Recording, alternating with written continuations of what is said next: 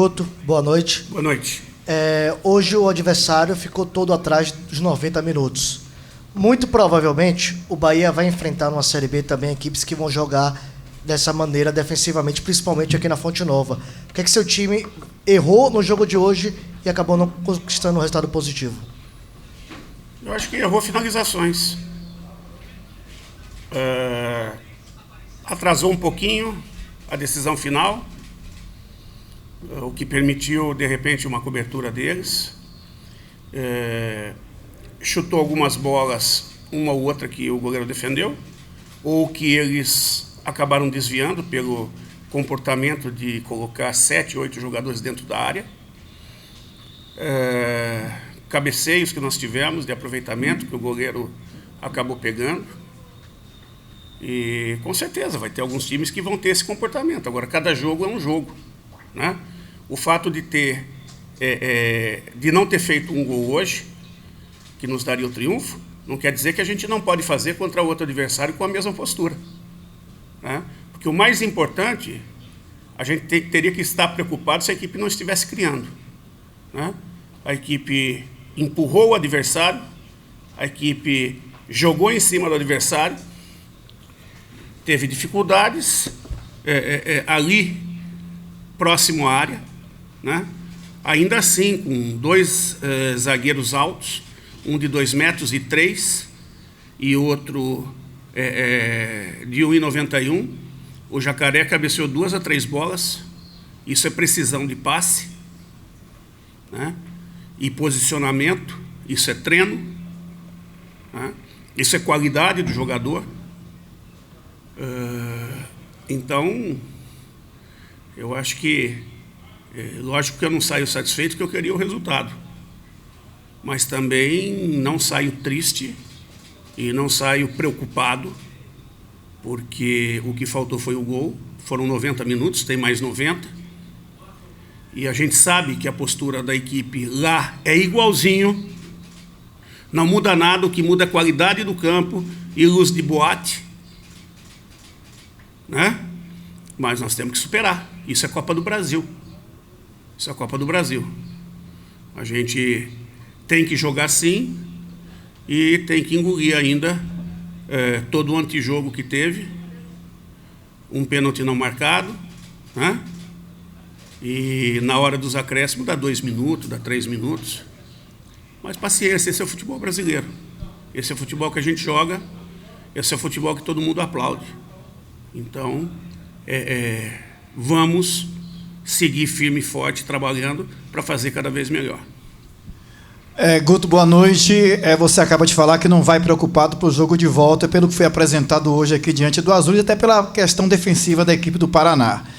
Mas eu queria saber de você assim, hoje foi aquele tipo de jogo que, se jogar 3 horas a bola não ia entrar, aquela coisa de você tentar e não conseguir fazer o gol?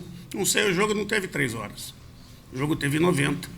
Mas você acha que, pelo apresentado, faltou o gol? Foi muito justo? Eu acho que faltou o gol. E na hora que nós estivemos próximo de fazer o gol, nós sofremos pênalti. Se o juiz apita pênalti, talvez essa pergunta não tivesse sido feita. Sim. Entendeu? E aí, o pênalti, se a gente acerta o pênalti, né? Porque aí teria o gol, né? Então, teve muito antijogo também. Teve muito antijogo. Antijogo deles matarem próximo à área as jogadas. E numa arbitragem mais rígida, essa sequência de faltas resultaria em cartões amarelos. Não houve. O árbitro, com toda a cera do goleiro, com todo o antijogo do goleiro, ele foi dar cartão amarelo para o goleiro, acho que 15 ou 20 do segundo tempo. E depois o goleiro seguiu fazendo a mesma coisa e ele não teve peito para dar o vermelho. Verdade. Né? Então, são situações que eu não estou jogando o problema nisso, mas são problemas que também contribuem. E quanto à questão do jogo, né? Eu acho que nós criamos situações. Faltou a bola entrar. Agora, podia jogar? Não sei. A gente podia ter feito gol também. Podia ter tomado o gol, porque no final você vai se desgastando, né? Nós terminamos o jogo com o Inácio bastante desgastado, né? E algumas jogadas ele foi na superação ali, E tudo isso faz parte do contexto, né? Da nossa preparação que vem sendo boa, que nós corremos muito bem. Nós jogamos no sábado com um jogador a menos quase 90 minutos, porque foi aos 12, com os acréscimos, tudo.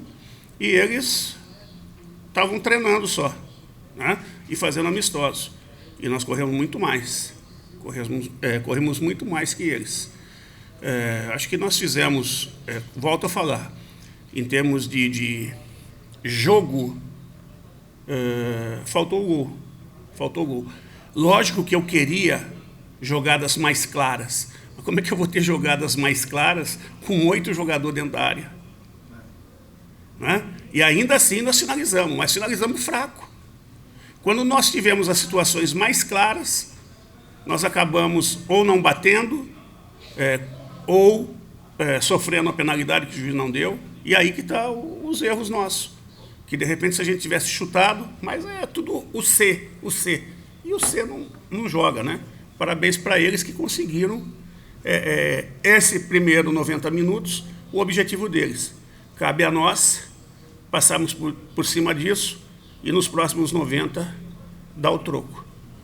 Você acha, Guto, que houve precipitação em determinados momentos de, digamos assim, jogadas com mais calma para que pudesse alguém ficar na cara do gol com mais clareza por aí? Totalmente. Porque assim, nós estamos jogando em casa. Você vem de resultados positivos, né?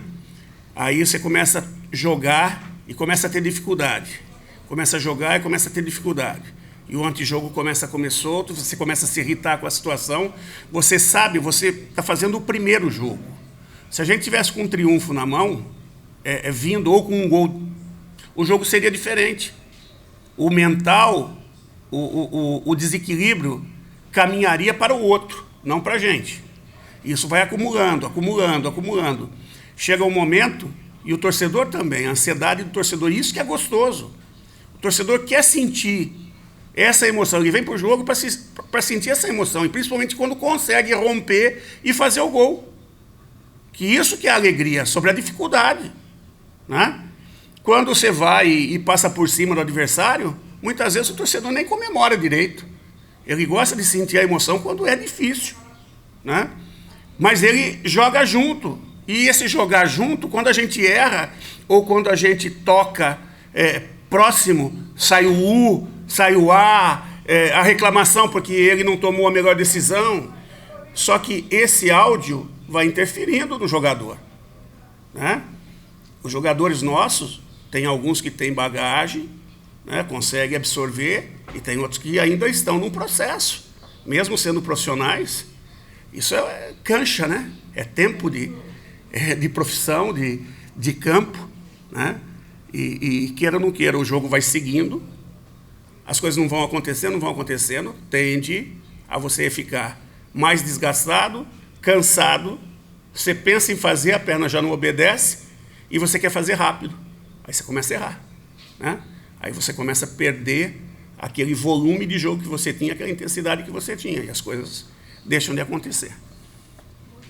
O técnico do Azures agora há pouco elogiou a arbitragem e disse que eles foram bem consistentes, assim, bem firmes durante o jogo. Eu estava ali ao ladinho do banco de reservas, eu vi que você estava sendo bastante agitado, e eu vi também que o quarto árbitro e o bandeirinha toda hora vinha ali falar alguma coisa com você. Qual a sua visão sobre isso, né, sobre a arbitragem de hoje, e o que você achou das vaias da torcida ao final do jogo? Eu vou falar primeiro das vaias, né? Das vaias, normal. Nós não conseguimos o objetivo. Sempre que a gente não consegue o objetivo, essas vaias acontecem. É uma maneira do torcedor manifestar que ele queria mais, e nós também queríamos mais, né? Nós também queríamos mais, mas o jogo não acabou. Quanto à questão do árbitro, eu acho que o treinador deles elogiou. Por quê? Porque o cara foi extremamente conivente com eles, né? É só você pegar o tape do jogo e ver quanto o goleiro deles parou o jogo no primeiro tempo, quantas vezes parou e quanto parou. A cada vez que a bola saía, eles não repunham a bola com menos de 20, 25 segundos. Até às vezes mais, às vezes demorava quase 1 minuto para repor a bola. Aí você pega o final do primeiro tempo, 2 de acréscimo. Segundo tempo deu quanto? 5. Uma vergonha, né? Uma vergonha. Nós queremos futebol de qualidade. Nós queremos futebol de qualidade. Eu tenho certeza que se tivesse VAR, teria sido pênalti no Davó. E outros lances, né? Outros lances. Mas é o que eu volto a falar, eu não vou jogar a responsabilidade do nosso empate nisso. Eu estou colocando porque você colocou que ele elogiou. Né? E eu estou dizendo que ele elogiou porque foi conivente com ele, com a estratégia dele. O juiz foi cordeirinho na mão deles. Tanto é que, em vários momentos, eles apitaram o jogo, né? Eles apitaram o jogo, foram para cima do nosso time, reclamando de situações, pondo o dedo na cara, enfim. Um lance que aconteceu lá embaixo. Eles fazem antijogo, o jogador para ser atendido, né? Ele para o jogo para ser atendido, eles querem repor a bola. Por que a bola tem que repor no pé deles? O jogador nem saiu do campo, o jogador seguiu na partida, dentro de campo, o jogador não foi substituído. O juiz tem que parar. O fair play é quando o jogador se lesiona. E o brasileiro pega o fair play para queimar tempo, para enganar a arbitragem e para gerar desavenças no jogo, porque o adversário vai ficar muito bravo com isso, para jogar o psicológico, né? E muitas vezes não aconteceu nada e eles querem que reponha a bola para eles. Percebe? Então, eu acho que enquanto o futebol tiver, e vai seguir assim, né? Porque isso é a vida, né? A interpretação de cada um, a tomada de decisão de cada um, vai seguir assim, infelizmente, na sociedade nossa, mas você tem o direito de repor ou não a bola, conforme você achar necessário. Eles gostem ou não gostem. E aí o antijogo deles, a provocação deles tem que ser coibida com amarelo, ou às vezes até com vermelho. Porque eles não têm o direito de peitar do jeito que peitaram. Guto, a circunstância do jogo passado fez com que virasse um jogo de ataque contra a defesa depois do gol e um jogador expulso. Mas hoje o Bahia teve volume ofensivo, mas não conseguiu concluir em gol. Até quando, não o Hugo Rodallega em si, mas uma peça ali de setor de área faz falta nesses momentos? O Hugo Rodallega faz falta, né? Eu sei, mas eu tô falando de um substituto, justamente por isso. Então, mas aí é característica. Por que o Hugo? Porque o Hugo é um cara extremamente inteligente, ele sabe se posicionar, a característica dele casa com o tipo de jogo necessário para hoje, que era o jogo de aproximação, de toques rápidos e entrada no espaço. Você pode ver que quando ele jogou, nós tivemos defesa baixa e conseguimos furar a defesa baixa. E hoje nós até furamos alguns momentos, mas não com a lucidez que a gente teve às vezes que ele esteve dentro de campo. Isso é experiência, isso é bagagem, né? Sem dizer que a gente não pode esquecer que tem alguns meninos que estão chegando. Nós temos 2 que vêm jogando ali, que estão chegando e estão se entrosando ainda com o time. Nenhum dos 2 é totalmente 9. Nenhum dos 2 é totalmente 9, mas os 2 podem jogar de 9. Como o Ronaldo pode jogar de 9, e o Marcelo, que é o 9, né? Mas é um jogador com uma característica um pouco diferente do que a gente tem buscado. Por isso que a gente tem colocado ele pontualmente em determinadas situações, e não o tempo todo, porque colocando ele a gente vai ter uma outra característica de equipe que não é o que nós estamos buscando, né? Mas ele é importante no processo. Por exemplo, hoje, daqui a pouco sobra uma bola para ele ali. No jogo lá de Juazeiro, nós acabamos não ganhando o jogo, perdemos o jogo, mas ele fez uma partida muito boa, que era uma partida típica por tipo de jogo dele, né? E vai ter outros momentos que vai ser importante também. Boa noite, Guto. Eu queria saber o que foi conversado no intervalo do jogo, já que a equipe chegou, né, depois do primeiro tempo, apesar do resultado de 0-0 ainda, com um grande volume de jogo, grandes oportunidades criadas. O que você estava propondo para o time melhorar nessa segunda etapa e por que não deu certo, já que a gente viu que o número de oportunidades criadas diminuiu na segunda etapa? Então, a gente não pode esquecer que vai havendo desgaste, né? E volto a falar, o nosso time jogou 90 minutos sábado com um jogador a menos. Nós tivemos um desgaste muito grande. E o desgaste ele vai chegar de forma acumulada, como chegou depois dos 25, 30. E aí foi aonde a gente começou a perder volume, mesmo com as trocas, a gente meio que se desorganizou, né? Não teve aquela organização necessária, até pela característica dos jogadores também. A gente precisava botar jogadores mais descansados. E, por exemplo, o Falcão fez um treino, mas eu tinha que colocar, por quê? Porque era o jogador que tinha o carteado do jogo, né? E até fez alguns lances. Teve um chute de fora, que é uma das características dele, que a bola acabou desviando. Se passa, poderia ter causado algum tipo de problema, né? Mas é isso. O jogo teve outros momentos que nós fizemos no primeiro tempo, acho que foi contra o Cruzeiro. Nós tivemos um primeiro tempo com dificuldade, o segundo tempo a gente deslanchou, né? E eles não saíram. Não saíram de jeito nenhum. Os caras não saíram de trás, cara.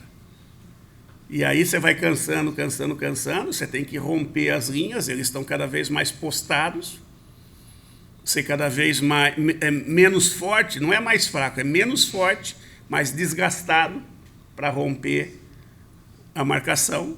Aí as coisas não acontecem, infelizmente. Tudo isso é do jogo, é processo, e vamos trabalhar para fazer melhor na próxima.